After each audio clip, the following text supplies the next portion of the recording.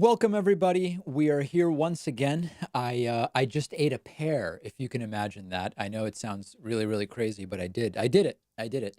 I'm going to try to suffer through what we have today, which is Donald Trump in a round table with industry executives on opening up America. Now, if you were here yesterday, I had to stop short the stream. I essentially had to prematurely pinch off the stream because I couldn't take it. It was just total disgusting propaganda.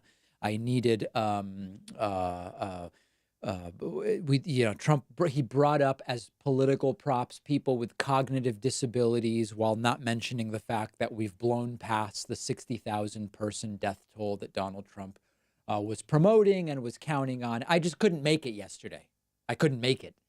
And we're going to try today because there were actually questions at the end yesterday, and maybe there will be some today. None of them were particularly nasty, but there were questions. So we're going to try to do it all together today. And that is what is upcoming. As people come in, let me discuss a few different things that are going on. First and foremost, officially, the global number of coronavirus cases is within minutes going to hit 3.2 million cases. 226,000 deaths, nearly a million people have recovered from the virus. In the United States, the official count has just surpassed 1.05 million, almost 61,000 deaths. And we are seeing, unfortunately, we're clearly in a plateau, but it's not a very rapid descent. We have essentially been in a plateau for 25 days at this point. We can sort of say the plateau started on April 4th. When it comes to deaths, much less clear, an almost record-breaking number of deaths yesterday. So again, I guess the plateau sort of started on April 7th with the deaths, but after a couple of better days back up. The verdict is we need more time. And here in Massachusetts, stay at home extended from May 4th until May 18th, an additional couple of weeks. And we are going to see how that continues. We have very good news potentially about the vaccine. Now, I think it's really important to point out a whole bunch of disclaimers. For any of what's in this New York Times article to be accurate, we need things to go basically perfectly from now until September. But the idea is that there is the Oxford University. I'll just give you the minute summary. Oxford University is sort of ahead of the game on a coronavirus, on a SARS-CoV-2 vaccine, because they've been working on coronavirus vaccines for a while. They have one that they already believe to be safe in humans. They tested it on rhesus monkeys, and it prevented 6 rhesus monkeys who received the vaccine from getting the virus after being exposed. The monkeys that didn't receive the vaccine did contract the virus. Next month, May, they will be doing a 6,000 human trial. And if everything goes okay, this could be available under emergency use, a few million doses likely to healthcare workers starting in September, if everything goes well. Now, of course, a million different things can happen, and we can talk tomorrow on the program in more detail about that. Remdesivir, okay? Not hydroxychloroquine, as Donald Trump likes to say, but remdesivir. This is the drug from Gilead Pharmaceuticals, Gilead Sciences. This is a drug that's been around for a little while. This is actually a test with placebo. This is really important. A lot of these tests that are like, hey, we gave people this thing and 60% got better. Okay, well, how many would have gotten better anyway? How many got better? What's the placebo effect, etc., right? Very important. Hospitalized patients with advanced COVID-19 and lung involvement who received remdesivir recovered faster than similar patients who received placebo, according to a preliminary data analysis from a randomized controlled trial with 1,000 patients. Very, very important. Let's listen, if we have time, I think we do, to a little bit of Dr. Anthony Fauci talking about it. A trial that the National Institute of Allergy and Infectious Diseases, which is the institute I direct, sponsored, called the Adaptive Covirus Disease Treatment Trial, or ACCT-1, was started in February 21st of this year. And it was a randomized placebo-controlled trial. That's right. Comparing the Gilead drug remdesivir with a placebo. It was highly powered with about 1,090 plus individuals. So it is the first truly high-powered randomized placebo-controlled trial. It was an international trial involving multiple sites, not only in the United States, but in various countries throughout the world, including Germany, Denmark, Spain, Greece, the UK, etc. The primary endpoint was the time to recovery, namely the ability to be discharged. When you have a study like this, we have a data and safety monitoring board, which looks at the data. And they are independent, so there's no prejudice on the part of the investigators because they're doing the trial or the drug is from a certain company. The Data and Safety Monitoring Board on Monday afternoon contacted me on April 27th, first on Friday, the week before, and then again on April 27th, and notified the study team, namely the multiple investigators who are doing the study throughout the world, that the data shows that remdesivir has a clear-cut, significant, positive effect in diminishing the time to recovery. This is really quite important for a number of reasons, and I'll give you the data. It's highly significant. If you look at the time to recovery being shorter in the remdesivir arm, it was 11 days compared to 15 days. And that's a p-value for the scientists who are listening of 0.001. So that's something that, although a 31% improvement doesn't seem like a knockout 100%, it is a very important proof of concept. Because what it is proven is that a drug can block this virus. And I'll give you an example in a moment of why we think. So that's the gist of it, and we'll have more coverage about that tomorrow. Now, a question that this study does not answer is, okay, the people who got it versus the placebo recovered 30% faster, but can it help someone who would not recover at all to survive, right? So that's another question. And maybe there is something in the study about it. I've not looked at the full study yet, but that would be a relevant question in addition to whether it helps people recover more quickly. Then there are questions about whether it shortens the amount of time that one is contagious, right? Eliminating symptoms more quickly is one thing, reducing the time someone is contagious. There's a lot of other questions, but this is a good thing. Remember, I told you about all of these drugs months ago. So before Trump started promoting hydroxy, I came to you, I said, we're looking at chloroquine with or without a Z-Pak. We're looking at remdesivir. We're looking at favipiravir, also known as Ativan. We're looking at 2 HIV drugs. I told you about, I don't have any emotional or financial connection to any of these. But we now have learned about remdesivir, and hopefully there is something significant about this. But before I move on, just very, very briefly, thank you to Kyle Brown. Kyle Brown just got a membership at joinpacman.com. I really appreciate that, Kyle. And Kyle is new member number 1, as you can see today. Also on Twitch, Twent4 has subscribed with Twitch Prime and says, hey, David, remember, if you have Amazon Prime, it costs you nothing to subscribe with Twitch Prime, but we get a few bucks. You pay $0, you take it out of Jeff Bezos' pocket, and you give it to me. Can you imagine something better than that? A few super chats coming in. Paul Newman says, hey, David, your girlfriend is a lucky girl, and I bet she disagrees. That's right. She wouldn't take this luck to Vegas. Let me tell you that for sure. Walker Anderson says, you posted a video on the laughable gang rape charge against Kavanaugh. Why haven't you posted one single video on Tara Reade? I've addressed Tara Reade multiple times, and there will be 2 or 3 more videos posted about Tara Reade in the next 48 hours. Ken H. says, the same people protesting for their freedom from stay-at-home orders are the same people praising Trump for ordering people into unsafe workplaces. What are your thoughts?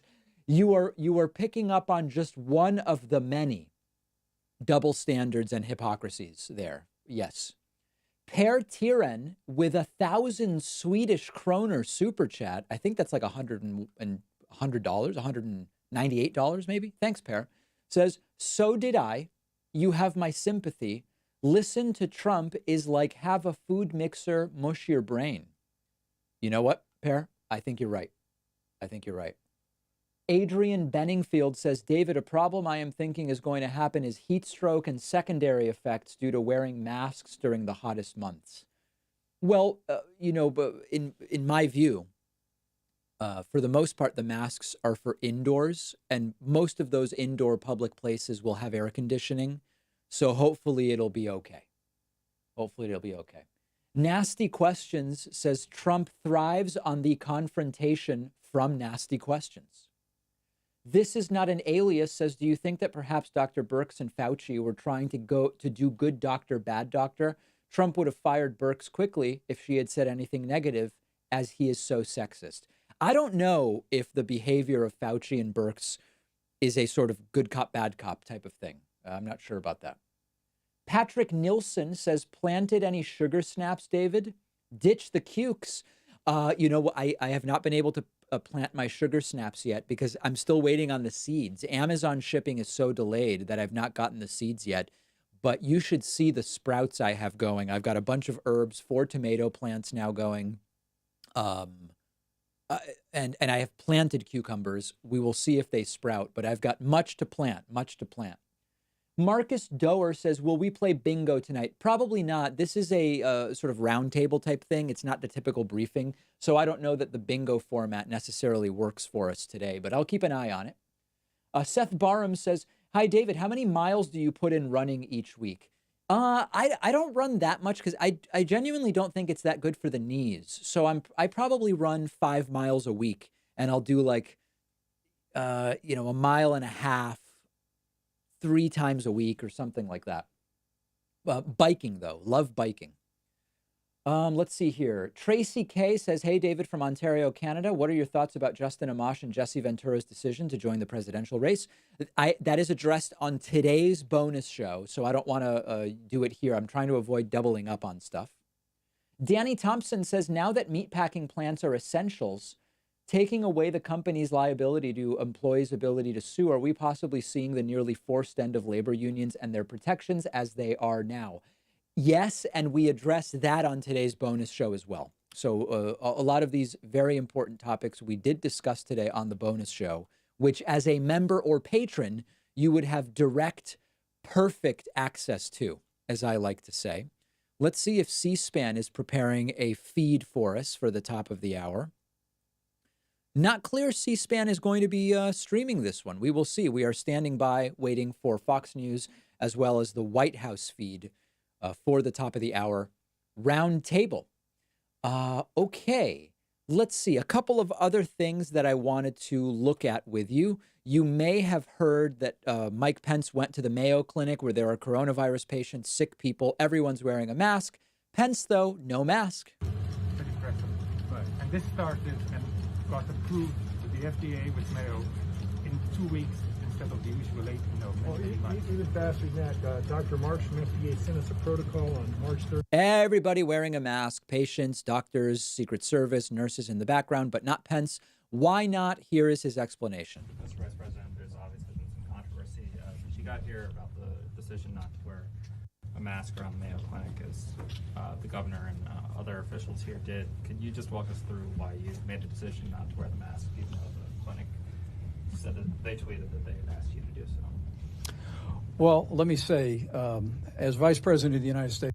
Oops. Oh, my God. I'm sorry. I clicked off of. Oh, boy. Everything going wrong. I'm really sorry about that. Hold on a second. Where is that? Here it is. Let's go here. Said that they tweeted that they had asked you to do so. Well, let me say, as Vice President of the United States, I'm tested for the coronavirus on a regular basis. And everyone who is around me is tested for the coronavirus. Anybody could be asymptomatic or pre-symptomatic and have acquired the virus since the last test. And when the CDC issued guidelines about wearing a mask, it was their recognition that people that may have the coronavirus could prevent the possibility of conveying the virus to someone else by wearing a mask.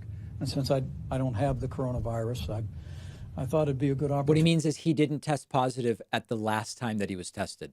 Opportunity for me to be here, to be able to speak to these researchers, these incredible healthcare personnel, and look them in the eye. Look them in the eye. Does Pence think that the mask covers your eyes? Maybe there's a different type of white mask that Pence is familiar with or used to, that covers your entire face, if people know what I mean. But no, the mask would typically only cover your mouth and nose, and you would be very well able to look at people right in the eye. So Pence just an absolute totally disrespectful. You know, there are people whose family members are at the Mayo Clinic with the virus. They can't even go visit with a mask, and Mike Pence is walking around there with no mask whatsoever. Just absolute and completely disgusting guy. Let me say a few Twitch thank yous. MS Towflies has subscribed. Cynic says, why are we still watching these at this point, David? It's literal shit show.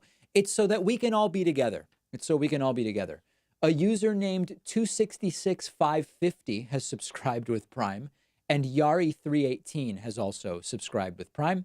Also, a huge thank you to Arlene Gottsfeld, who is new member number 2 today at joinpacman.com. I have a very big show-related announcement to make. We have been, man, I don't even know what I want to say right now, but we've been doing a lot of thinking here at the David Pakman Show. And we've been thinking about how to improve and expand what we are offering. And one of the decisions that is going to be going in force this weekend, after we finish the Friday show, but before the Monday show, is we are completely restructuring our not the streams, but our daily show is a radio show and a TV show. We send it out to nearly 200 radio and TV stations. We've realized that the demand of the audience is going more in the direction of long form content that doesn't really fit on radio or TV into the 1 hour show, which sometimes is only 45 minutes because of commercials and all of this stuff. So we have communicated to our radio and television affiliates that the program is going to be provided in a different format to them going forward. It may or may not be appropriate for every radio station, but we are going to be extending the daily show by 10%. It's going to be a 10% longer show, meaning we can devote a little more time to everything, a little longer to an interview, longer to stories, longer to analyses, longer to whatever it is that we are doing. That is going into effect starting Monday. So next Monday, we will still have the streams, and there will be 10% more pre-recorded content every single day. And okay, 10%. Oh, wow. But we, about a year ago, we were able to add 10%. And a year before that, we were able to add about 10%. So in practice, the broadcast program is constantly being expanded. That starts Monday, and we'll still be here doing the stream. Something weird is going on with my hair here, which is extremely exciting. And yes, the bonus show, this does not take away from the bonus show. People who are members, I see, are worried. Are you not doing the bonus show? No, we're doing the bonus show, and we're doing the streams, and we're extending the daily broadcast show by 10%. There will be 10% more memes. There will be 10% more elements. There will be 10%. Everything is just up 10%, right? My hair will grow 10%. Everything's going 10% up. I will sit 10% higher. So I will actually do the show like this going forward. Just add 10% to everything. And what is not, hold on though. What is not going up 10% is the price of membership, right? Membership prices have not been increased for 7 years.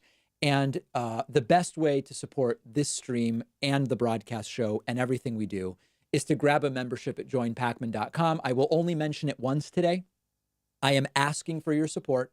We've lost about 800 members, right, from March through now because of the virus. And I'm with every single one of those people. I understand what's going on. If you're in a position where you can get a $2 a month membership, do it. Today's a good day. Go to joinpacman.com. The coupon code 2020 now chops the membership cost to just $2 a month. If you can prepay for the entire year, it's only $1.80 a month, $1.80 a month. And as always, you can also pledge at patreon.com/David Pakman Show. Everything counts. The goal is 25. Website memberships count. Patrons count. Everything counts because things are falling off the wall. My commitment is we're not doing layoffs. We're not reducing staff hours. We're not doing any of it. I can only, we've just got our 4 employees. That's all I have control over. But that's my commitment, and everybody's support makes that a reality. Okay, I did a very rude thing, which is not turning my phone down before I started. And I am in some outrageous WhatsApp threads that go off like every 10 seconds. So we're going to mute that. Appreciate it very, very much. Okay, other super chats that are coming in. Let me get caught up here. T-Love says, have you looked into Fauci's past of stealing HIV research from another doctor? I don't know a thing about that. Remy Lebro says, any follow-up to your suspicion that Hillary's endorsement was pre-recorded? I found nothing.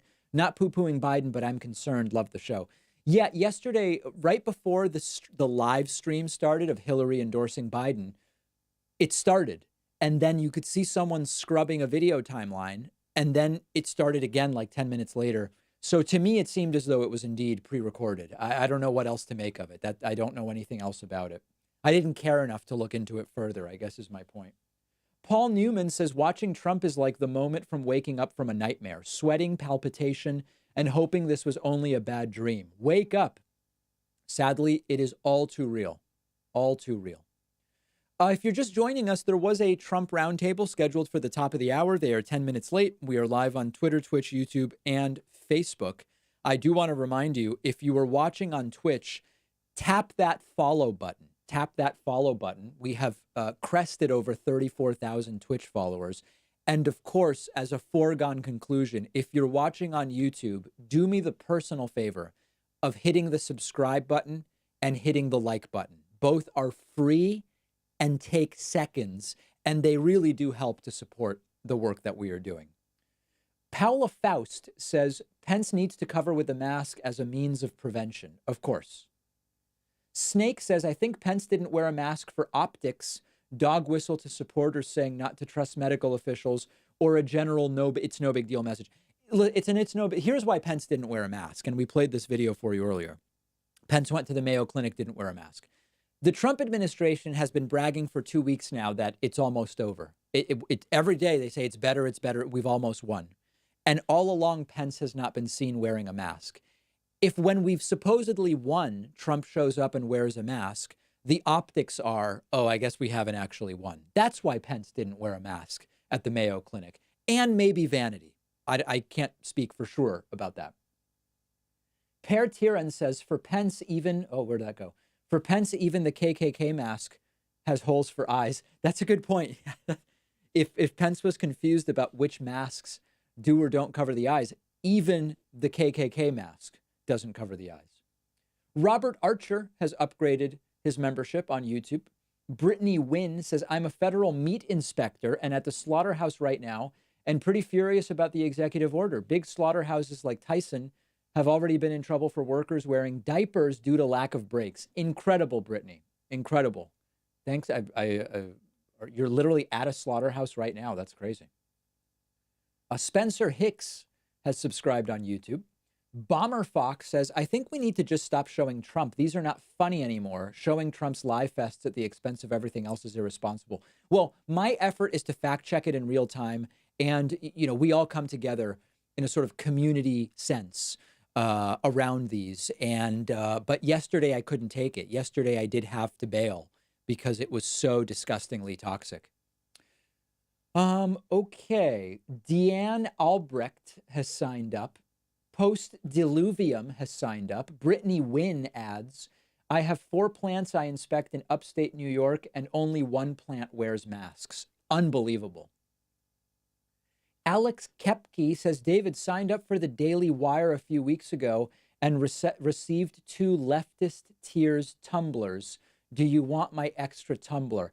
I don't know what on earth you're talking about. What is a leftist tier? It's a tumbler like a glass? I don't even know what that means.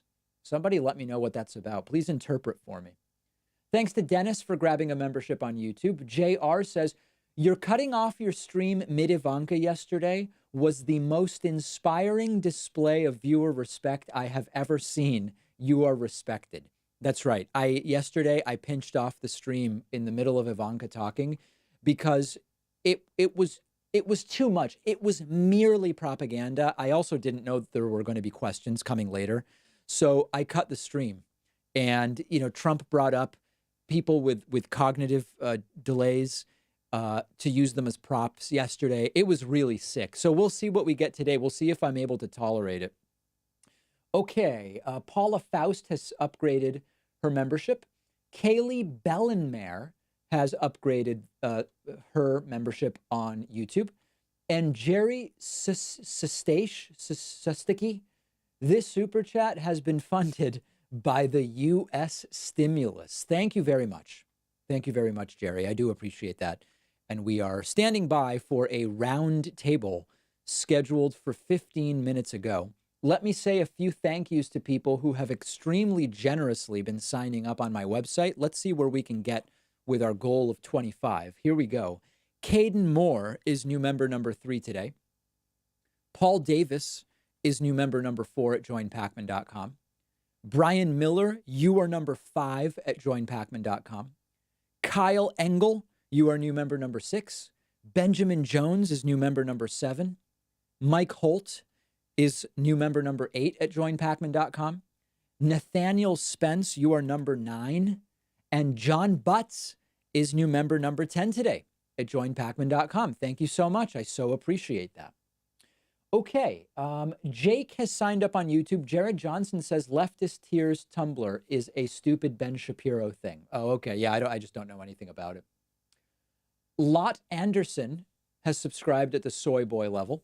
Jellyflex says, greetings from the UK. Thank you, David, for your insight. I love the show. Question, can your president be prosecuted when he's kicked out of office for crimes against humanity? Trump could be prosecuted for anything after leaving office. I would not expect it. And I would really bet against it, quite frankly. I just don't think it's going to happen. A couple of Twitch thank yous. Liber Tribus has subscribed with Prime. Lone Wolf is a new Twitch Prime subscriber. Matadelio has subscribed with Prime, as has Lurch Akatso and S. Smith, all new Twitch Prime subscribers. Also, Nasty Questions, love it, has subscribed with Twitch Prime.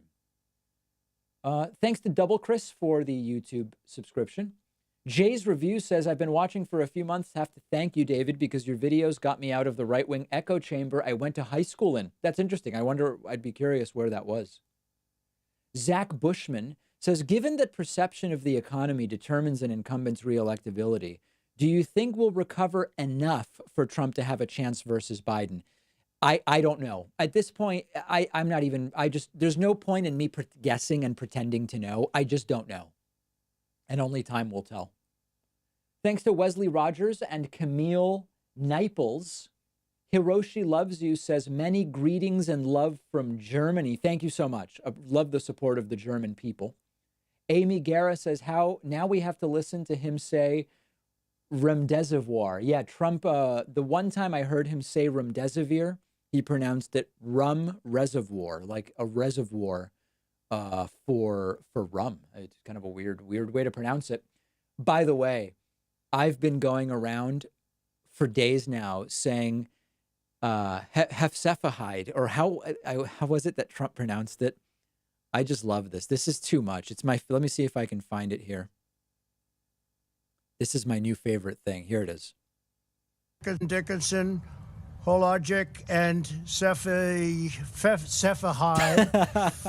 Dickinson, Hologic, and Cephahide. That's just the best. I don't know why I love that so much, but I do. I really, really like that one. That's a doozy. That's a really, really good one, and it's new. Cobb Cephahide. Yeah, you could combine both of them. Okay. JHWH says, do you think years of propaganda about the U.S. being the best country in the world contributed to the slow virus response, like using our own tests, not the WHO's? Yeah, it's a factor. It's a factor. The biggest factor is Trump's delusions of grandeur. That's really the factor.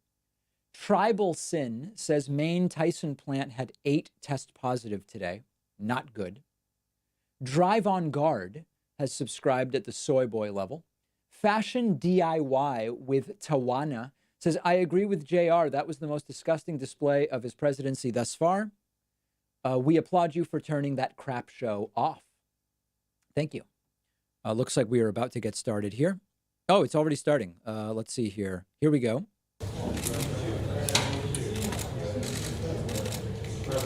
Get ready for propaganda.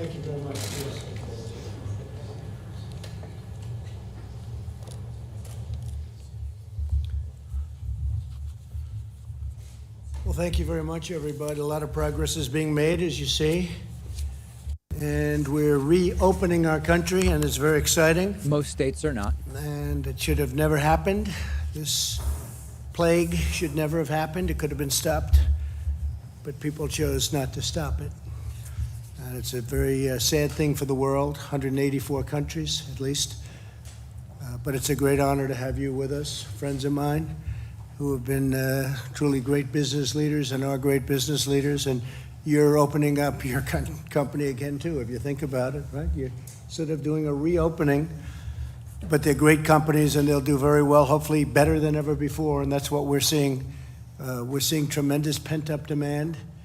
And We're not it's a seeing that yet. beautiful thing to GDP see. down So it's 5%. wonderful to have America industry leaders, and that's what you are, true leaders, to the White House. You've been here before, all of you, and we've talked about it in different times. We built the greatest economy in the history of the world, and nobody even disputes that. And one day they walk in, they say, "Sir, we're going to have to close it up until we get rid of this hidden enemy, this Scourge. this terrible scourge." There it is. And that's what we did, and we did the right thing. We did an incredible job. We worked with the governments. We worked with states all over the country. We had no ventilators, or very few, from previous administrations, and we became the king of ventilators. We have thousands and thousands of ventilators. We're now helping other countries with ventilators. We had old-fashioned tests that didn't work. They were Broken really system. obsolete. They didn't work. Empty cupboards. They were broken. And we end up, the testing has been incredible now, and to a level that nobody's seen. We're 41st in the world. President Moon of South Korea, he said, congratulations, your testing is just, nobody's ever seen anything like we're doing. 41st in We've the tested world. more than all countries put together, Not per capita. and 41st. millions of tests, and the highest quality test. Debatable. But it's great to be with you. We're joined by Matt Maddox of Wynn Resorts, Chris Reynolds of Toyota, Chris Nassetta of Hilton, Josh Bolton of the Business Roundtable, Walt Immer of Waffle House, and thanks to Vice President Mike Pence, Secretary Steve Mnuchin, and Secretary Eugene Scalia. By the way, a quick note, I just read some Waffle Houses have opened back up and they have no customers. They have, like, literally 3 people went in. And as I've said before, it's up to us to reopen the economy. It's not up to him. It's not up to the governor. We mourn, and I have to say this so strongly, we mourn every life tragically lost to the invisible enemy, and we're heartened that the worst of the pain and suffering is going to be behind us. We think we really have crossed a big boundary, and much better days are ahead. And I often say I see the light at the end of the tunnel very strongly. This demand is going to be incredible. I think next year is going to be an incredible year for our economy. I think Notice how he's gone from saying Q3 and 4 will be incredible to next year will be incredible. Kevin, we were talking about that before. You maybe will say something, and we're going to be in a transition quarter next quarter, the third quarter, and I think we'll do very, very nicely there from an economic standpoint. But thanks to the devotion of the American people, the number of new cases continues to decline. The United States has now conducted nearly 6 million tests, far more than any other nation, as I said. Not per capita, of course. So many tests, and so much has been learned about what we're fighting. So much winning. And if it does rear up a little bit in the fall, or even a lot, we'll be able to put it out. We'll put out the embers, or we'll put out the flames. Wow. 2 weeks ago, we released guidelines to give states a real strong indication of what we want and how we want it done. We've really had a good relationship with the states. Mike Pence has worked very, very hard with the task force. He's headed the task force, so importantly, with a great group of people. And it's just been incredible what's taken place over a very short It's just been so period great. of time, including the gowns and all of the surgical equipment and the safety equipment and masks. People don't talk about masks anymore. That's the other thing. They're not talking about masks. They were talking about where are the masks, because we had a cupboard that was bare. There we it didn't is. have a lot of equipment or medical supplies in the cupboard that we inherited. Now we're taking in millions and millions of masks. I'll give you a number that you won't even believe we have an order. 500 million masks. An order. Coming in. Okay. And we've delivered millions and millions and tens of millions of masks all over. So you don't hear about that anymore either. You don't hear about ventilators. You don't hear about masks. And you shouldn't be hearing about testing, but that's the last thing they can complain about, I guess. You know, if we do 2 million tests, they said, how come you didn't do 3? Well, we do 3, and then they say, how come you didn't do 4? That's Well, like you lie all the time. That's like a dream for the media. Yeah. But we've done incredible with testing, and you'll see over the next coming weeks, Mike, you may want to speak about that a little bit, but over the next coming weeks, you'll see some astonishing numbers. I don't know that all of that's even necessary. You have some governors that love the tests. You have others that like doing it a different way, an old-fashioned way, with some testing, but we're going maximum testing. We've encouraged the more than 30 states that have taken steps to resume economic activity already. We've given them tremendous encouragement and support. We're backing them 100%. You know, many governors have called me, telling me their plans, laying them out. Governor of Texas, Oklahoma, governor of Arkansas, many, many governors. I spoke with Governor Cuomo. We had a great talk today on a different subject, but he wants to get open. Everybody wants to get open. They want to get open, and they want to get back to business, and their constituents, the citizens of this country, want to get back.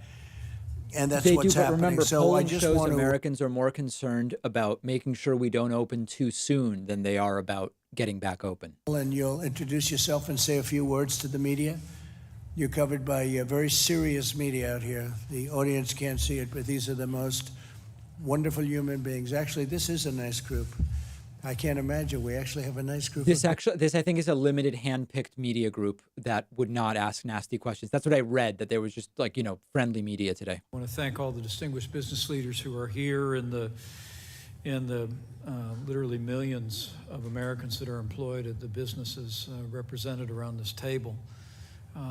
It's remarkable to think, Mr. President, that before the coronavirus epidemic came ashore, we had seen extraordinary growth in the American economy. Yeah, I'm going to mute Pence. Pence continues to just be a horrible, horrible person to listen to. So I'll just look at a couple super chats. Well, Pence provides nothing of value nor of newsworthiness. So we'll check back in momentarily. Dennis says, this man never held accountable for anything. I pray he is held accountable for the additional deaths one day when they go back and look at his inaction. Unknown Prodigy says, is friendly media really media? Right. What was that? Is it Orwell who said, what is the phrase? X isn't journalism, it's just public relations or something like that. Things you want published aren't journalism, they're public relations. I'm messing up the quote, but there is something about that. Lenneth says, David, how do you personally reconcile his lies? If you mean Trump's, I don't. I mean, he's just a weaponized liar. Per Tiran says, do you see the cramming of the table stuff? He's bloody nervous. Now is the time to go and get him. Go, journalists, go. Yeah, I wouldn't expect that in this group. Anthony Lujan says, anyone else think there needs to be a not per capita t-shirt available in the David Pakman store? That was not a bad idea. If somebody wants to develop that with a transparent background so that we could print it on t-shirts, that's an interesting idea. It's got to have some kind of clever image, remember? Paul Newman says, for decades, Europe looked up to the U.S., and now we are in this position. Not an easy spot to fill. Curious how this will work out. The U.S. is no longer the leader under Trump on any number of issues. Climate change has been the case for a while. Diplomacy, of course, under Trump. And on coronavirus, absolutely the same thing applies. Mike Milleran says, Arizona's cases are still going up, 7,200 today with 254 new. New cases are not going down and still going up. Yeah, the states that have been behind on cases and that never really closed or have already reopened, they are likely to see a spike. Now, maybe the warmer weather will have more of an effect than we think. Arizona's pretty warm a lot of the time. A lot of the state is anyway. So we just don't know. Admiral Hithos says, let's get to 25 subscribers so that we can turn this off. Yeah. While Pence continues, don't worry, you're not missing anything. We're going to get right back to this. Michael Taylor is new member number 11. Let's see where we can get. Andrea Hall is new member number 12. Deanna Hovey is new member number 13. Benjamin Kaiser is number 14 today. Guy Newby is new member number 15. Sierra Duffy made a Patreon pledge, and I'm going to count that as number 16 today. Also, Thorsten Schwab, not Swab, as Trump says, Schwab, is new member number 17 today. Judith Conter is new member number 18 today. Very much appreciate it. And it looks like we are about to go back to Trump here. It is safe and responsible to do so, to partner with governors across the country, partner with businesses across the country, and open up America again. So thank you, Mr. President. Thank you very much, Mike. And just before we go around, Puritan Medical Supplies, a wonderful company, will produce 40 million additional swabs per month starting in May. Speaking of swab. Now, they've opened up a very big process, and that was funding authorized by the Defense Production Act. So that'll help the states. And again, we're there to help the states. A lot of states can buy their own swabs. It's not that big a deal, but we're here to help them. We want them to be successful. We had, as you know, the governor of Louisiana in today, and we told that story, which has been a really great Definitely story. And we downer had the Trump governor today. of Florida in yesterday, and that was a great story. These were just incredible what's been happening. So maybe we'll start with my left, and Chris, you want to take it and tell them about, I know a lot about your company, but maybe a Pump lot your of people stock, don't. Chris. Tell them the story. Pump Indeed, it you big. do. Thank you, first of all, for inviting me back to the White House. I was thinking on the way down here today, I'm based in Washington, and I was here about 6 weeks ago. The world was a different place. Trump has no memory of that, don't worry. We were not at the beginning, but we were in the thick of it fighting this war, and we've come a long way. We've made tremendous progress thanks to your leadership and the leadership of the administration that's represented around this table Imagine and otherwise. that. So thank you for that. We are very supportive as an industry and certainly as a company on reopening America. We think it's critical that that happen. The guidelines that you and the administration have outlined, we are incredibly supportive of opening in a safe and healthy way, which you and Vice President Pence just described. We have been trying at Hilton and as an industry to be part of the solution throughout. So in the middle of the crux of the crisis, when first responders were unable to get housing, even though our industry and our company has its share of problems, we provided with American Express 1 million rooms free of charge to first responders. Those rooms are still being provided to first responders as they fight the war. But now as we think about, and I spend my time predominantly on the reopening of our business, what we realize is that people do want to get out. They want safety. They want to be doing it in a way that is safe. They want to feel good about it, but they want to get out. They want to visit their family, their friends, their loved ones. They ultimately want to get around the country and do business again. And in order to do that, they want to feel safe. So all the work that you all are doing is obviously as an administration in the states is critical. What we're trying to do in our part is develop the best health and hygiene standards that exist. So when they stay in our hotels, they feel safe. So what we launched just this week was in a partnership with Lysol, one of the most respected brands with some of the best scientists on cleanliness and killing Free germs, Lysol and the Mayo injection at Clinic, one check-in. of the most reputable health organizations in the world. We have developed and are working on the absolute best protocols so that when people come into our hotels, the rooms have been cleaned, they've been sealed, the public spaces have. So you're cleaning and the that rooms they at a can hotel. feel Got it. Okay. safe Yep. and secure in that good. environment so they can get out and see the people they want to see and see this great country again like they used to. We've also been trying to work Guys, with the Hilton's fighting coronavirus by cleaning their hotels. All right. to create a consistent set of standards so that this isn't just Hilton, the whole industry, would have a set of health and hygiene standards that would make people comfortable. We will be sharing it with the administration, sharing it with governors already to try and create a standard. We stand ready as Hilton, and we stand ready as an industry to help get America open and moving again. That's great. Thank you very much. Great company, and you'll have it up and running again very soon. I know you very well, and you're going to do a great job reopening.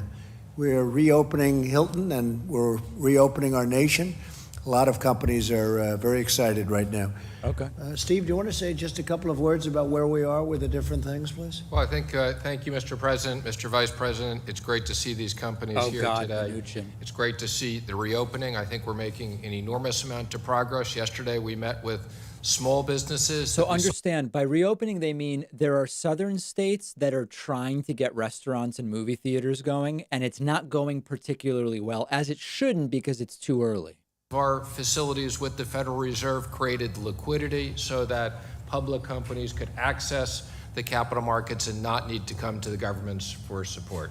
Thank you. Thank you very much. Please, how you doing? I'm doing great. Thank you, Mr. President. I'm Walt Amer with Waffle House in Atlanta, Georgia. Here we go. It's an honor to be here today. Thank you for including me, probably a well-dressed cook and dishwasher. I don't know about big companies, but we're happy to be included. And thank you too, Mr. Vice President, for all of your support.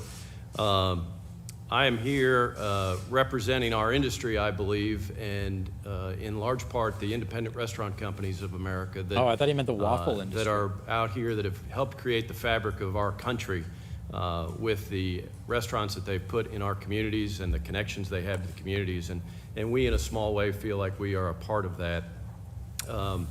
We did have the opportunity this week in the state of Georgia and the state of Tennessee to open up some of our dining rooms to Just read about how that went. dine-in customers again. And it was very welcomed by our people. It was welcomed by our customers. Our customers are ready to see some sign of progress that we are beginning to move forward. We've done it in a safe way. I've never been in a Waffle We have House. followed all of the guidelines, your guidelines, the CDC guidelines, Is and how police to make tape that common happen. in Waffle House? But what we believe when we started out on this journey, we said we really have several goals. And the first goal was we wanted it to be a safe environment for our customers and for our associates. And our second goal was to create financial safety for our workforce. And I wanted to thank you personally on behalf of our workforce, for all of the stimulus funds that have gone directly to the workforce of America. It is making a difference. It has made a difference. It is keeping the economic engine turning ever so slowly right now, but it is helping keep people put. The QR code here took me to a thing to donate to Trump. Should I be worried about that? I thank you for that. As we got into this, we felt like we needed to make a lot of adjustments coming in. One of the great things about a restaurant and the entire restaurant community, the restaurants are the second largest private employer in the country. And there is 1 million restaurants out there. And probably no other industry has been hit as hard from a revenue standpoint or a layoff and furlough standpoint. But restaurants, if you think about What's it. number one? What's number one? Who's Healthcare is my understanding. Really? Good. Yeah, private employers. I assume you guys are number one overall. But so, restaurants have a unique opportunity to help lead us out of this. And the reason for that, in my opinion, is that we have been practicing safe food handling for years. See, I'm mixed on that. I value, of course, the importance of restaurants in the economy, and I love restaurants. I've been supporting restaurants here in the Boston area. But I wonder if places where you can reasonably be with a mask need to come first, in the sense that you can't eat with a mask on. Basically turned our restaurants into the ability, pretty much at half capacity, to seat guests in our restaurant. And it's given us an opportunity to get the wheels of the economy, our engine turning a little bit, because the next thing we want to make sure is we protect the jobs for the people that work for us and the people in our industry. So we're very appreciative. I did want to say that ever since my daughter was young, she every time she saw the WH on the TV screen, she thought that stood for Waffle House. So I don't know if you have the trademark for the WH or we do, but we could probably work something out if I wore my WH tie for you today. This one was here first. I know that. We might have to talk then. So, but thank you for including us, and on behalf of all the restaurant operators out there in the country, we appreciate this opportunity to begin the journey to move forward.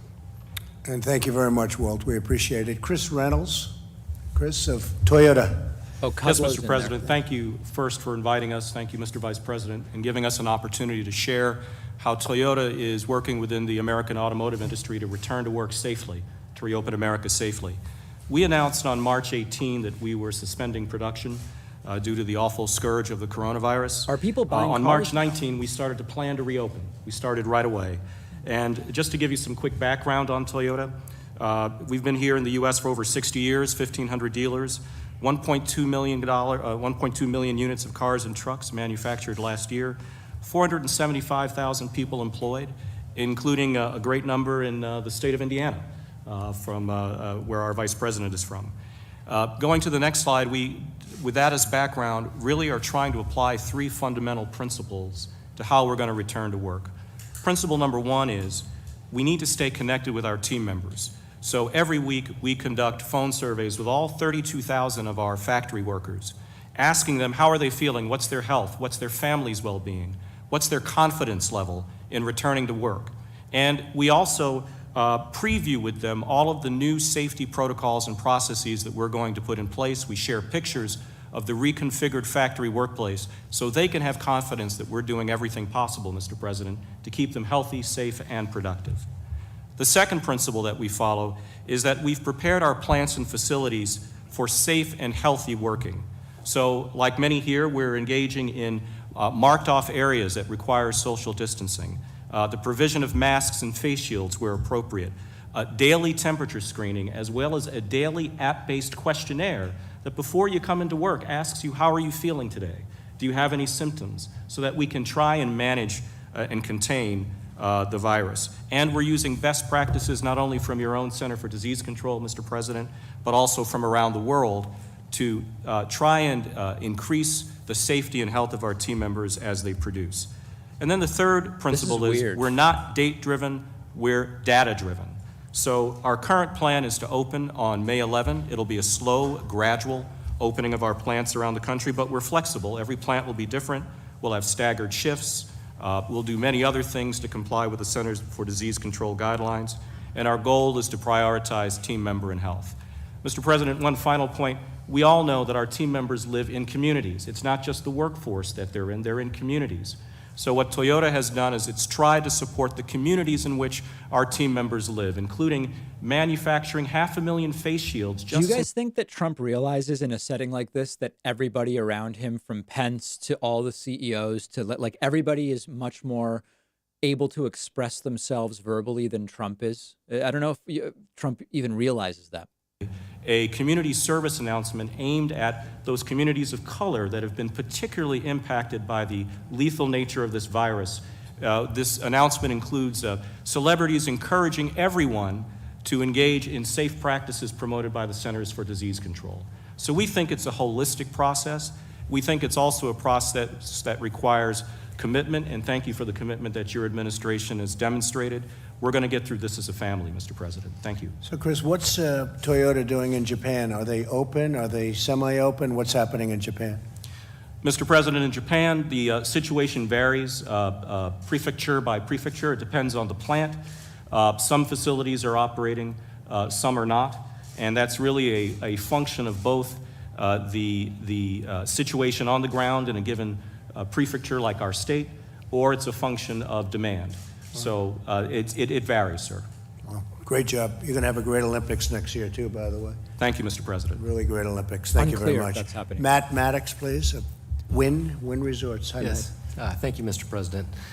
First, I'd like to echo what you're saying about testing and testing capacity. We have seen a real expansion in testing capacity in Las Vegas, so much so that our university hospital is going from a couple hundred tests a day to 10,000 tests a day. They don't have enough people to test. So I signed a deal with them to allow all Wynn employees to get tests anytime for free, and they're going to set up on-site testing. So that's moving forward.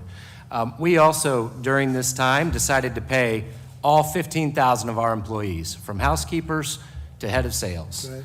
And we did that because I thought that could help accelerate. I have some interesting stories about run-ins with Steve Wynn when I've stayed at the Wynn many times because I go once a year for a conference, and I've got some Steve Wynn stories for someday. Contact tracing ability on us for our state to get that moving. Great. And we published a 23-page plan for the whole world to see. 10 days ago that lays out exactly what we think a strip opening would look like. We have thermal cameras at our entrances. We have company-supplied PPE. We have just about every UV technology that you can think of for disinfectant. So we're ready, and I'm encouraging our state that we need to begin a phased approach and get back to business. So, Matt, when do you think the Las Vegas Strip will be opening? Do you have any idea? So the plan that I put forward to the state is this week, let's start phase one, golf course, tennis courts, small restaurants, small retails, nail salons, et cetera, with social distancing in place. Judge the benchmarks that we've prepared. We prepared 3 benchmarks based on disease growth, ICU capacity, and testing positivity rate. We're going to have them out there public every day. If we're inside those benchmarks in 3 weeks, then on Memorial Day, I would hope that we're open. And you have a lot of excess testing capacity. That's great. We do. Others have said that too. We do. Ron DeSantis said it yesterday. So all 12,000 of our employees in Las Vegas can now go get a test. That's fantastic. Thank you very much. Great Sure. job. Say hello to all of my friends. I will. I All will, right. of course. Josh Bolton, please. Josh, Business Roundtable. Mr. President. And does a great job at the Business Roundtable. Thank you, Josh. Thank you, Mr. President. Thanks for this opportunity. I'm Josh Bolton. I'm CEO of the Business Roundtable, an organization of nearly 200 of America's leading CEOs. I'd love to hear from a doctor. 18 million people. Every sector of the economy is represented in our organization, so we have an opportunity to get a view of the big picture. And Mr. President, we don't need to tell you that right now the big picture is very challenging. We're facing the largest economic crisis certainly in our lifetimes, and all of our members are keenly aware of that. We think now is the moment that it's critical that the country start getting back to business as rapidly as possible, not just for the health of the economy, but for the health and well-being of all of our citizens in our country. Successful reopening will depend, as the other panelists have said, on a lot of different elements, and if I may, I'd like to highlight 3. Top of the list is safety first. Business Roundtable companies are all uniformly committed, above all, to protecting the lives and the well-being of their employees and their customers. And that means following sound public health guidance like the guidance that has issued here from the very capable people on your team. Oh boy. At Business Roundtable, all of our members either already have in place or are formulating careful plans for responsibly transitioning back to work, like the plans we've heard about just now this afternoon. They're devising new measures So around... who thinks that there will be questions asked when these guys are done? And they have been all guys so far. Who thinks there will not? I'm curious to see what people think. Also, well, at least there was one non-white guy. All seem to be excellent plans, which takes me to my second point, which is consistent guidelines. No matter how good every company's transition plan is, and we've heard a lot of good ones here this afternoon, public confidence will be undermined and the speed of the reopening will be dramatically slowed if we're all doing different things. And that's why the Business Roundtable has called for clear, science-based guidance from the federal and state governments on appropriate safety measures in multiple workplace and commercial settings at different stages in the progression of the disease. The White House guidelines, Mr. President, that you highlighted in your first slide, the ones that came out 2 weeks ago, are an excellent start in identifying a common set of phases for dealing with reopening. And a number of states are off to a really good start in identifying recommended safety measures in each of various different settings. Now we think, since we are now on the cusp of many places being ready to reopen more fully, we think more specific guidance is needed. And so on Friday, we sent to the Vice President and to all the governors a set of recommendations on the kinds of consistent guidance our businesses feel is necessary for the safest and fastest reopening. Okay. And we're grateful for the chance to engage with the Vice President's team and all of your task force on those issues. And I should say, Mr. Vice President, that everybody in your administration, despite the heavy burdens on them, has been very receptive to taking advice from the business community, and we're very grateful for that. Final point. ample testing and monitoring. The only thing worse than an unnecessarily slow recovery is a reversed recovery. What a PowerPoint. I mean, really, what amazing thought must have gone into this. It's truly stunning advice. Identifying rapidly and isolating new COVID cases and carefully tracking the spread of the disease, as I know your team is working very hard on. The robust testing and other forms of monitoring are the keys to the vigilance, and they'll also teach us what's working and what's not working and allow us to make adjustments. It'll take a while for our economy to return to normal, but the traditional American virtues of vigilance, adaptation, and innovation, we are confident will see us through and get us to the other side of this crisis as safely and rapidly as possible. Thank you, Mr. President, for this opportunity. Thank you very much, Josh. That was great. The numbers, when you look at the stock market today, the enthusiasm is great. It's up very substantially, as you know. And I think people are seeing a very big year coming up next year, and I think they're seeing a very big fourth quarter. Larry, would you like to say, Larry Kudlow? Let's see if Kudlow's drunk today. Just a few words. Thanks to everybody, Mr. President, Mr. Vice President, and all the business folks, and my friend Stephen Mnuchin. This is a tough one. I've been around a while. This is a tough one, and the contraction's going to go on for a bit. But I like what I hear around the table, and I agree with the President. We will see a growing, recovering economy by summertime and the back end of the year, and it's going to extend into 2021. That's what I think is going to happen, and I think the stock market is signaling some of that. I wanted to buck it over to my dear friend and colleague Kevin Hassett. He gave it to me over in the Oval yesterday. I want to send it over to him. But maybe that's just how he today. talks. But I appreciate it, Mr. President. Thank you, sir. Kind of like all bent over. Thank you, Larry. And Mr. President, Mr. Vice President, I think when I first came back in early March, that it was clear that you had a first objective with respect to the economy of building a bridge to the next shore, the other shore, when we could restart the economy. And it was really massive fiscal action that made it so that a day like today could be possible, whereas you look around, there are all these businesses that have the wherewithal to start up, and it's because they've stayed connected to their employees. The checks that we've mailed to citizens means that there's going to be demand for their products. And so the big negative numbers that we're going to be seeing over the next few months don't necessarily mean what they would have meant absent all those policies. And so I think that we all have a great deal of optimism about how quickly the economy can come back, and it's precisely because of what we see in the room today, that people have come up with plans based on the guidance that your task force, Mr. Vice President, have given that make it so that they can operate safely, and they're gradually across the country opening up and getting back to work, and they're able to do so because of the lifeline that you, Mr. President, threw them with all of the first three phases of fiscal policy. Thank you. And it's great to have you back, too. Very talented guy. At least you made a lot of good predictions. Your predictions all turned out. Between you and Larry, that's a tremendous team. Thank you both very much. Can you imagine? Gene, Secretary of a very important thing called labor. What's more important than labor? Well, it is so Trump important. seems on and, downers. Mr. President, I was pleased to be able to tell you earlier today that as of yesterday, all 50 states in the District of Columbia are now offering the additional $600 in unemployment insurance that was part of the CARES Act that you signed last month. This was an additional benefit on top of what the states were already making available in unemployment, and one important part of your program to support workers during this difficult time.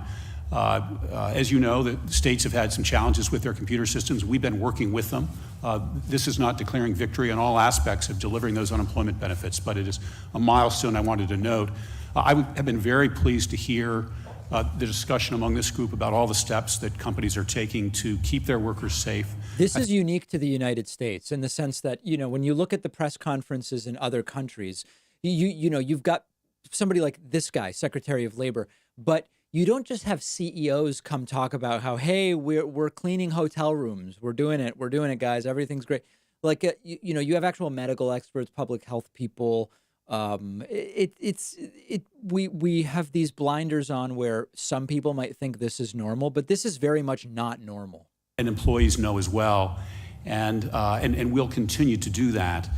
We're also receiving complaints from workers who worry about safe work conditions or that they might have experienced some adverse action for raising safety concerns, and we'll look into those, and we have the tools that we need from an enforcement perspective if workers' rights aren't respected. But I'm so heartened to hear the steps that businesses want to take and are taking to support their workers. Just a last observation, Mr. President.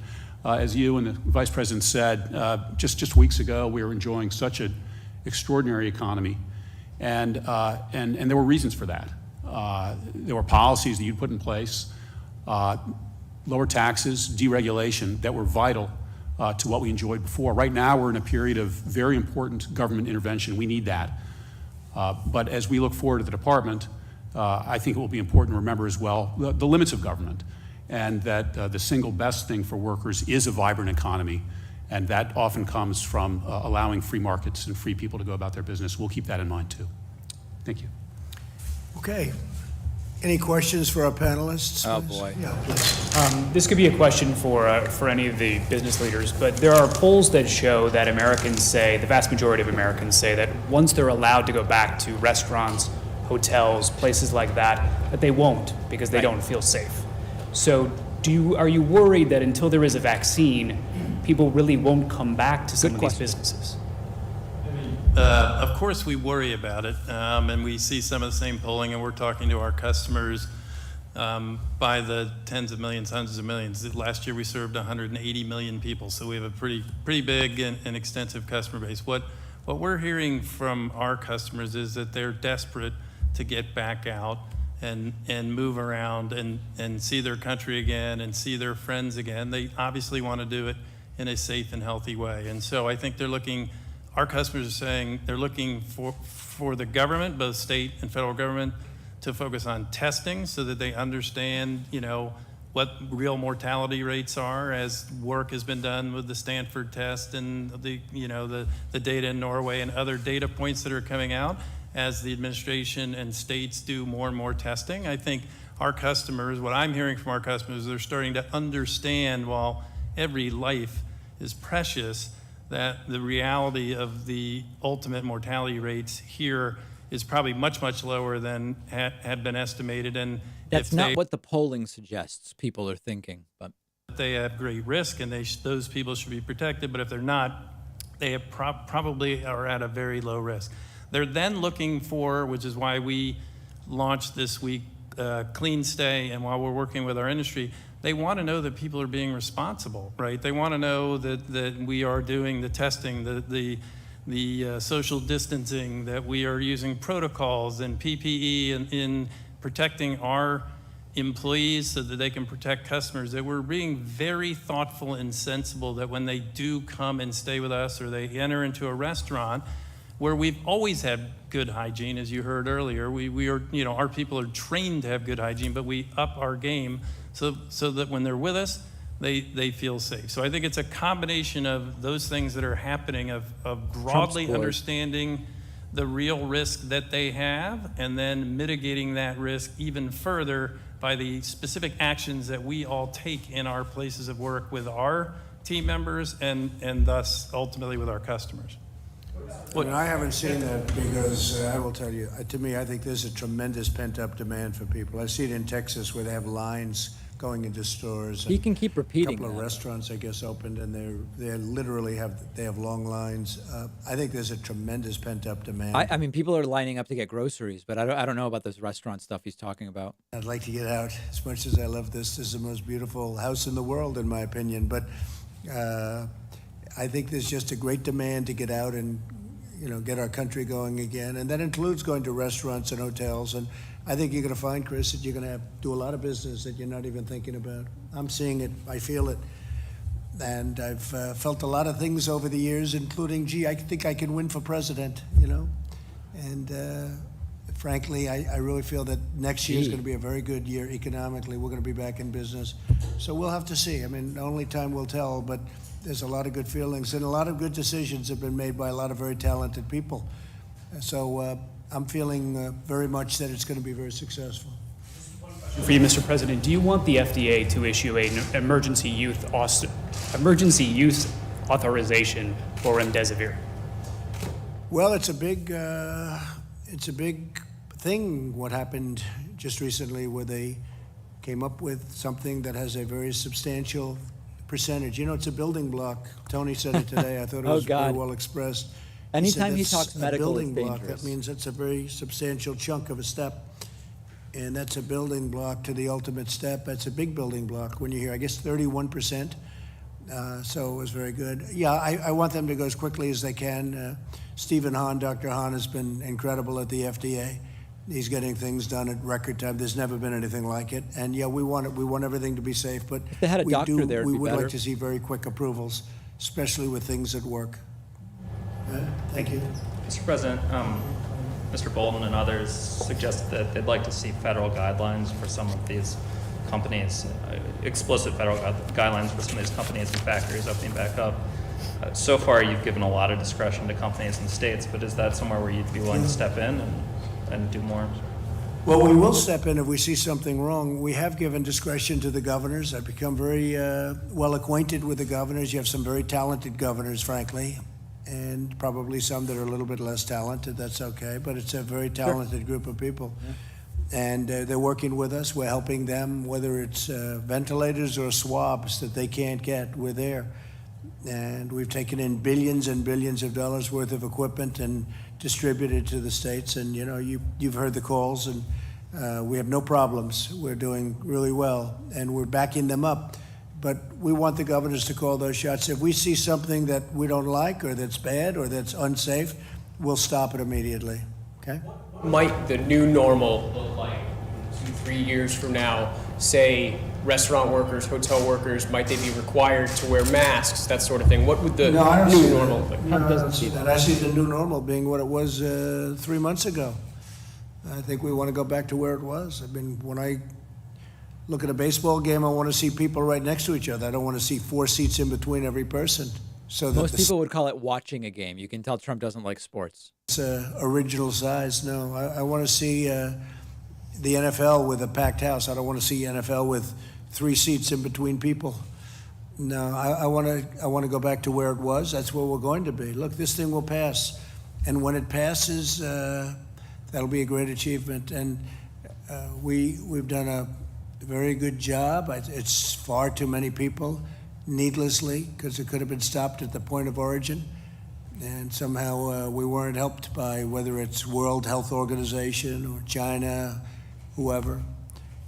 We weren't, they didn't do what should have been done. Downer very sad, Trump, actually, depressed for Trump. the whole world. It's a very sad thing. It's a very, very sad event.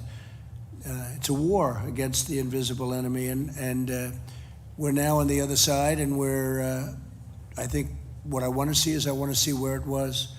And I think we have a chance to have an incredible year next year. Now, not if somebody's going to come in like our opponents and raise taxes all over the place. They want to raise taxes. That will kill something very fast. We have something that's very special. We built the greatest economy in the world, and I want to get that back as soon as possible. I think we can start getting it back very, very quickly. Look at the stock market today when it has that kind of Kevin and Larry, when it has I think that if Trump doesn't get a second term, Trump will not oversee actually getting back to where we were. I just don't see it happening between now and January. It's almost a record.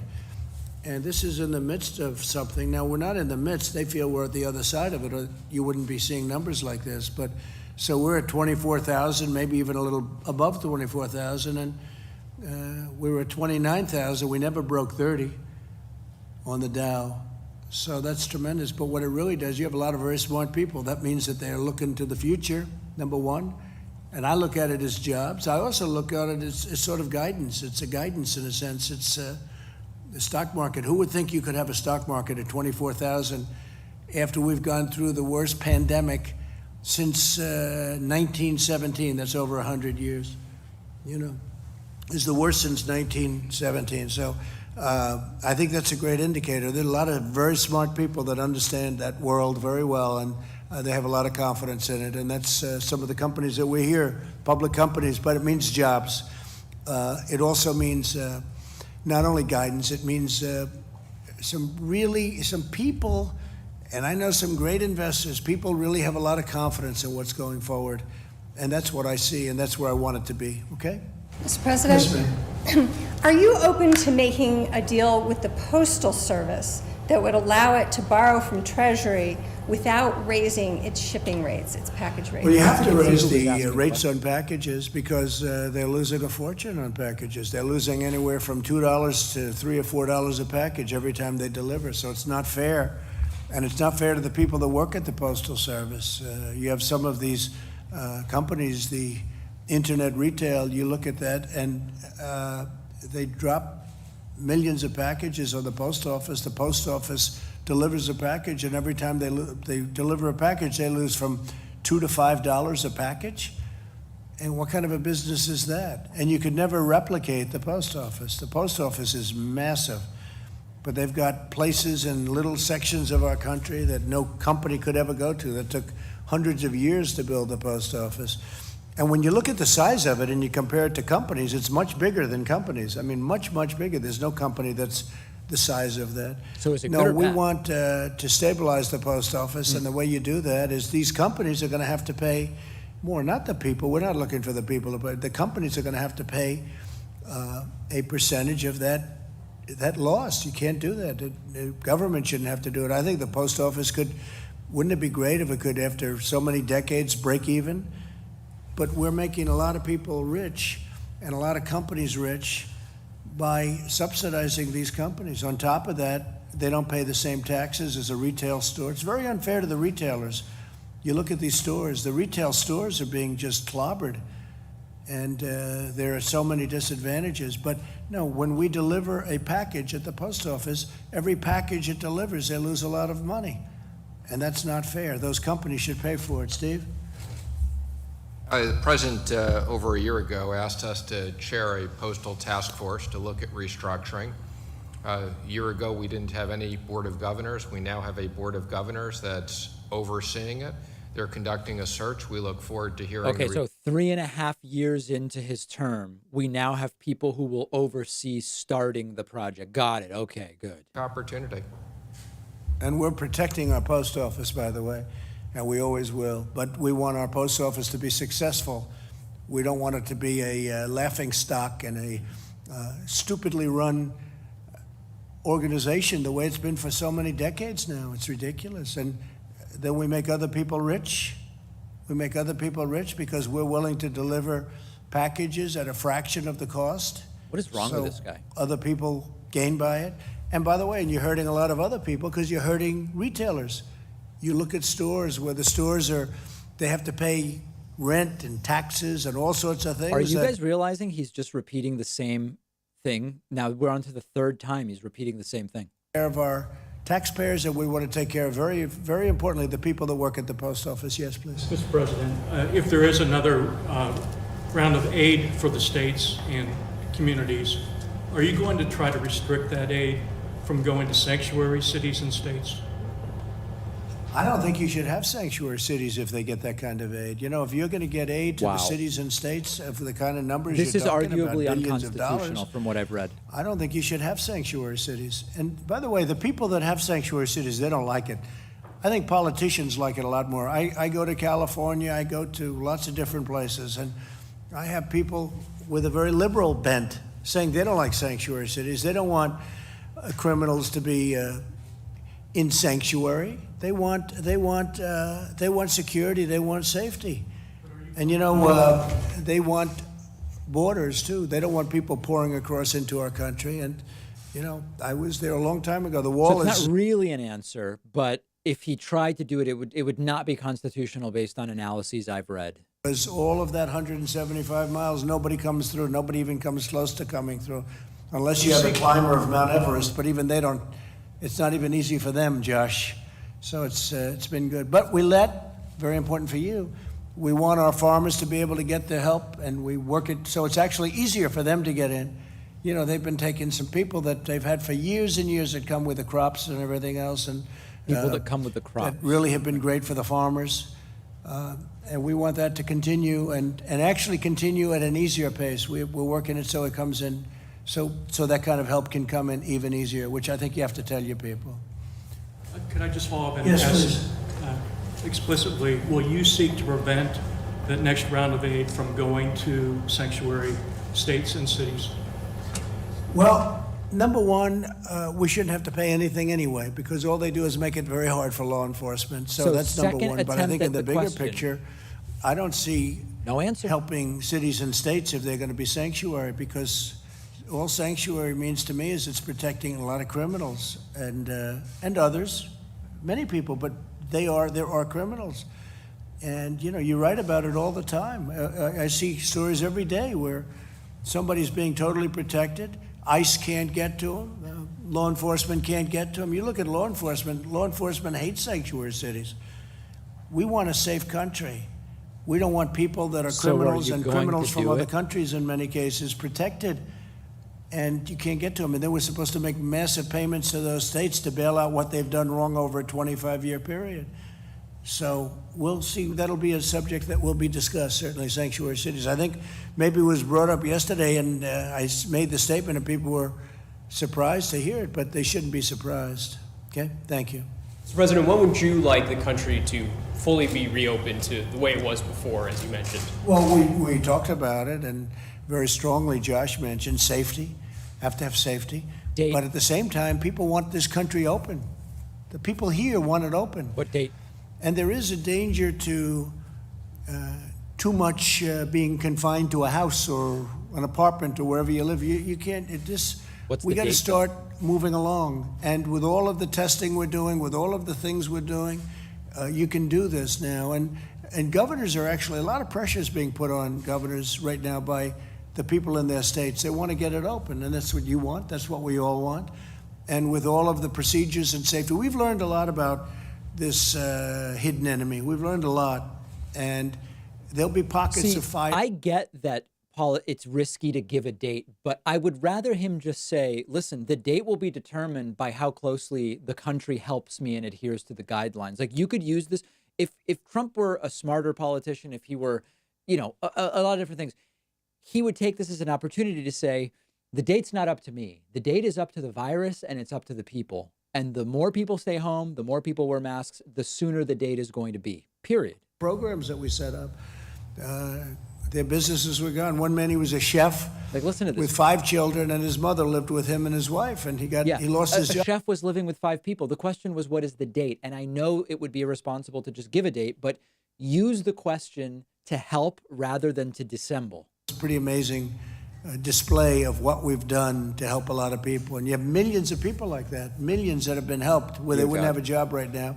and where the small business would have closed. Now, these are big businesses, but the small businesses would have closed. And I think it's great when WIN, which is a terrific group of people, but when Matt says that, you know, we're supporting all of the people, I know what that is. That's a big, you practically a full staff, and you have no income. That's a big thing. That's a great thing. I hope you're rewarded for that. Thank you. Thank you very much. No, it's a tremendous thing. Target date? Well, yeah, its target date is as soon as possible. Some states are already open. I mean, they're opening up rapidly. We have a number of them opening up on Monday. We have a number of them opening up sooner than that, as you know, or at least partially opening. Some of them even even with a very strong bent toward opening, they're opening up where they'll open a certain amount here, restaurants at 25%, then going to 50%, then ultimately we want to be back to where we're 100%. We don't want. I had one restaurant owner come up to me and said, "Sir, you know, I'm going to be opening up, but if I distance too much, I have 50% of the restaurant I had." I said, "And you'll also have a worse atmosphere." We want to be back where we can have. We want it to be the way it was, because the way it was is the right way. We can't have somebody with a half a restaurant. You understand? He had 175 seats. Now he's got half. We've got a president with half a brain. Rent. I think you can get by with half in Or a lot of whatever. ways. Same thing with an owner. I was on the phone with the commissioners and some of the owners of sports, of big-time sports, and Owners He was of talking big-time almost like sports. he was going to have 2 or 3 seats in between everybody that was there. I said no. And I said, you're not going to have to do that for that long. You're going to be back. He said, really? Oh, really? He was like, He I don't said, want "Sir, people to get what?" used to this because this virus is going to be gone. And when it's gone, you want to get back to Trump wants to be able to look at sports again. stadium that's 30% the size of what it was 3 months ago. If I watch Alabama play LSU, I don't want to see 20,000 people instead of 120,000 people. Right. We want it to be the way it was. Now, we've got to wait till it's gone. Question was and a it will date. be gone, and we've done a lot to get rid of it. But we want to open our country. The people want this country open. So this 100% scenario you're laying out, going back to the way it was, is that before the vaccine or after the vaccine? So a lot of progress is being made on a vaccine, but Not you the never question. know. Not the right? question. You never know. With SARS, they didn't come up with a vaccine, and sometimes they don't, and sometimes they do. I will say this: I don't think there was the same effort because a lot of people don't know what SARS is. The question is, can we get to 100% before there's a vaccine? That's a very specific question. What's happened, as an example, with Ebola, with AIDS, with others that have been so incredibly successfully, if not eradicated, certainly. HIV is mostly sexually transmitted. The transmission of Ebola is via bodily fluids. I mean, this is so stupid. That's far ahead of schedule. So we're looking for vaccines. We're looking for therapeutics also. I mean, I think therapeutics right now, if you gave me both, I'd rather have the therapy because that, makes people better right now. No, that's very dumb. If you look at the number of people currently infected versus the number of people who could be made immune with a vaccine, everything he's saying is idiotic. Having some good results. One of them was Gilead today. 100% the full restaurants, the stadiums, theoretically could come before the vaccine. I'm not relying on that. I hope that's going to happen. Johnson & Johnson, Oxford. You hear a lot of very good stories. I'm hearing them really firsthand. Good stories, very promising, but they have to test it. Maybe it's not safe. Maybe it eradicates it, but it's not safe. And they have to do testing with vaccines, whereas the therapeutics, it goes a lot quicker in terms of the process. No, if you don't have a vaccine, if the virus is gone, we're like we were before. But having a vaccine would be a great thing. And I think we're going to get there in this case, just based on what I know. But we'll see what happens. Look, the Gilead research has been, that's gone so fast. That's gone at a level of speed that nobody's ever seen before. And that's a stepping stone. So I think they're doing very well. But no, I want to get back with or without. But obviously we have to wait till it's gone. It will be gone. And we want to be back to where we were. Yes. Without a vaccine, sir, why do you think the virus will just be gone? It's going to go. It's going to leave. It's going to be gone. It's going to be eradicated. We're going to kick it out, guys. And it might take longer. It might be in smaller sections. It won't be what we had. And we also learned a lot. Again, if you have a flare-up in a certain area, if you have I call them burning embers, boom, we put it out. We know how to put it out now. This is why they're shifting to talking about economics, because when it's economics, we all know it's bullshit, but it's like, okay, it's passable. We're cleaning hotel rooms. What a big miracle. Amazing. Thanks, Scott. This. As soon as the question becomes related to an element of medical, and excuse the term, it's off the rails. In, I believe, 9 different plants that made other products, in some cases cars, in some places other things. These companies, General Motors and Ford in another way, and GE, so many companies, Honeywell, they've stepped up. 3M has been terrific. They've stepped up like nobody's ever seen before. And guys, he's listing companies when the question had nothing to do with that. What they're doing on vaccines and on therapeutics has been great too. We'll see. We'll let you know about that in a little while. Please. Anybody else? Yeah, Mr. President, oil's up today, partially on reports that the Treasury Secretary and others may have. What is it up to? Depends on which, but it's about $25. But on the suggestion that the Treasury Secretary and others may have presented you with a plan for government assistance to the oil companies. Well, we're not going to let our oil companies go and get in trouble. It's not their fault that they got hit by 50% less volume in one day. The failing fake oil companies. All of a sudden, these very great companies are employing all these people. So I'm talking to Steve, and we just saved the airlines. The airlines were having the best year they've ever had. And then all of a sudden they're like out of business. We can't let that happen. So we saved the airlines. That's done. We're saving other companies and industries. And I would say, Steve, maybe you can talk to it, but I think the oil industry is one of the top on the list. So we're looking Yes, at a Mr. lot President. of different strategies. We have a dedicated team combined of people at Treasury and people at the Department of Energy. As I've said before, this is not going to be a bailout of shareholders, but this is going to be supporting the national security issue. I would just comment the Secretary of Energy has done an extraordinary job of taking in oil in the strategic reserve and being paid for the storage capacity in oil. We're also exploring potentially having the ability to store another several 100 million barrels. So we're looking at lots of different options. We're in touch with lots of people around the world, and the president is determined that we... I'll admit, I'm looking at getting a few barrels. Yeah, I mean, at $20 a barrel, I might throw in, a couple $100 and just store some barrels. A lot of capacity, meaning you can fill it up in the national strategic reserves, and, it wasn't full. And we made a great deal. If you would have told us that we could have had that filled up, or it's on the way to being filled up at the kind of pricing that we're talking about, I would have said you have to be kidding. We're talking about 19, I'm not sure Chris is going to be happy about this because it doesn't pertain to the hotel business, don't get scared, but we're talking about like 1952 pricing. It's unbelievable. It's prices that are so low. Okay. And in some cases, we're storing oil and getting paid for storage because we have a tremendous capacity for it. So what's Trump's happened... not a shipping clerk, but he'll hold your oil for you. And additional aid might be announced this week, or do you have a timeline for that? Say it. Additional aid might be announced this week, or do you have a timeline for Say it. On that? For oil companies. Well, you mean a plan Yeah. to help them out? Yes. I would say shortly. I mean, right now we're dealing with some of the big ones, but the big ones are very strong. They've been very strong over the years. I think that they're not going to have the problem. But we have a lot of great people and a lot of great jobs in Texas and Oklahoma and North Dakota and other states that are great. It's energy. It's not. I don't even call it oil. I call it energy. This is the backbone of the world, really. You can talk all of the green. I'm all for green.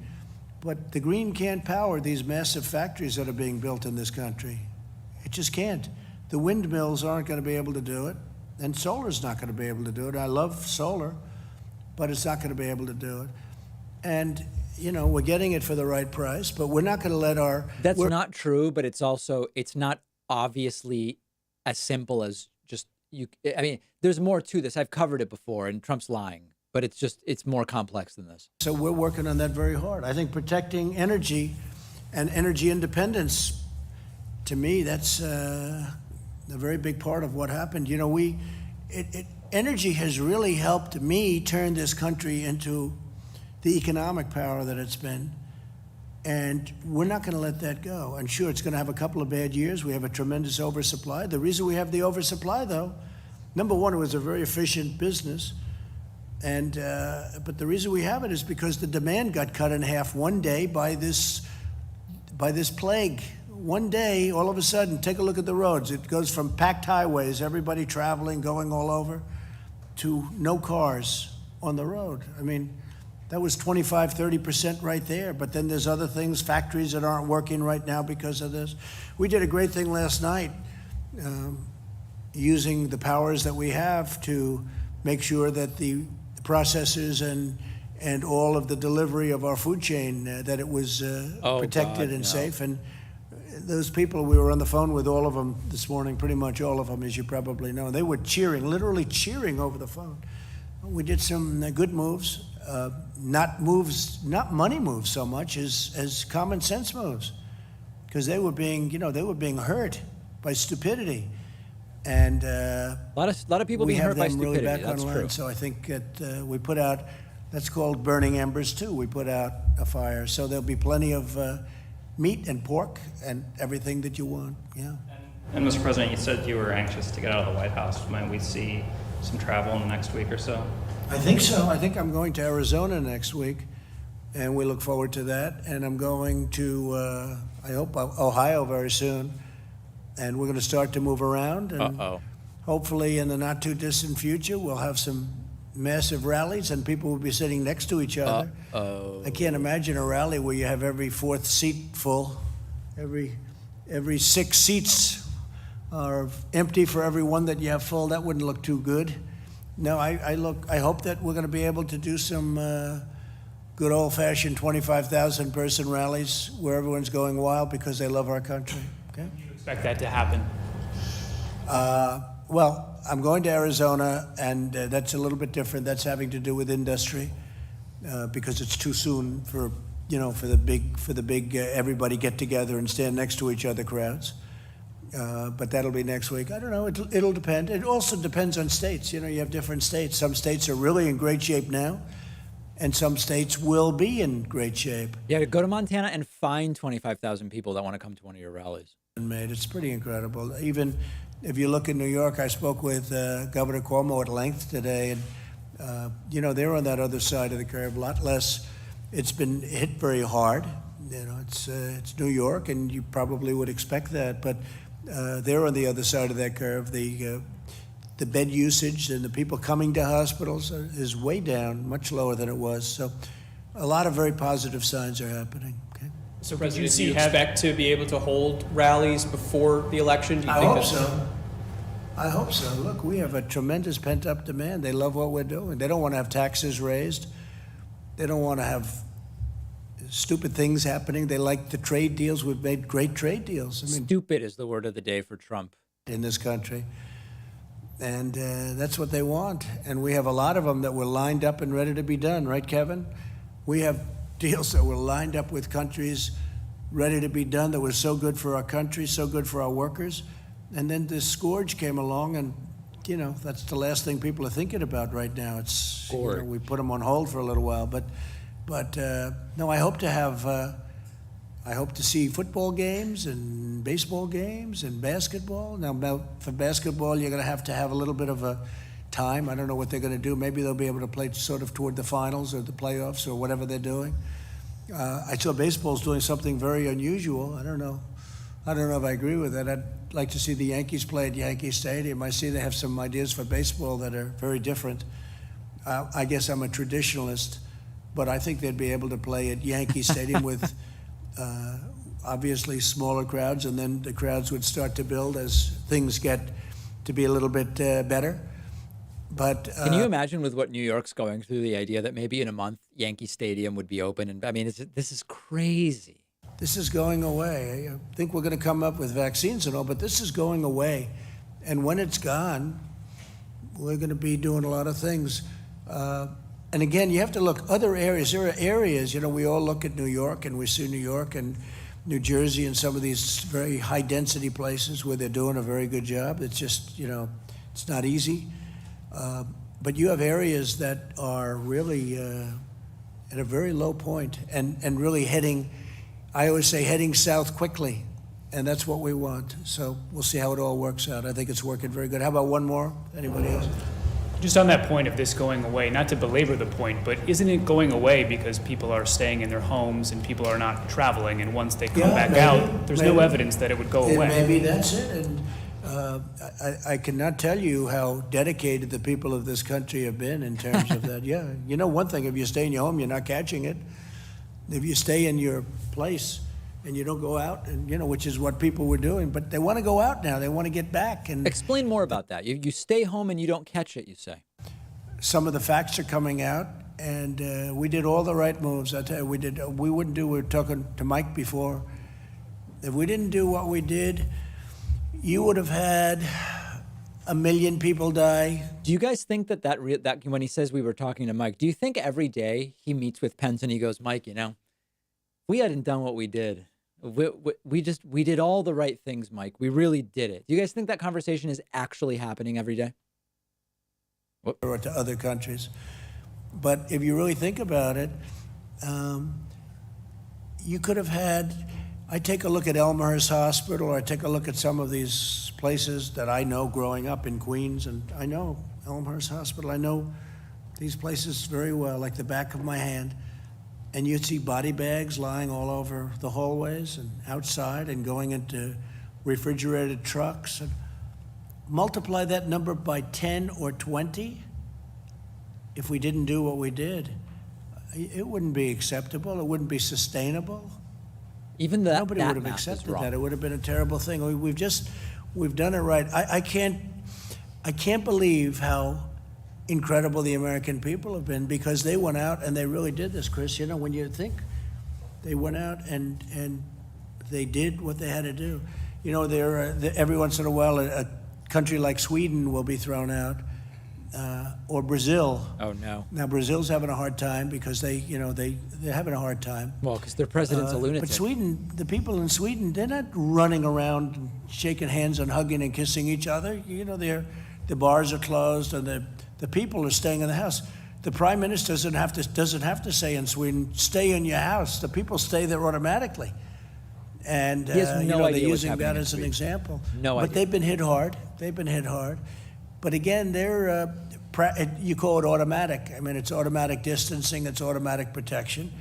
But places were closed, the bars were closed. You can't stand at the bars. You can't do certain things. What we did is a great tribute to this country. But if we lose 65,000 people, it's so crazy to say it. That'll It's be just by so Friday, horrible. dude.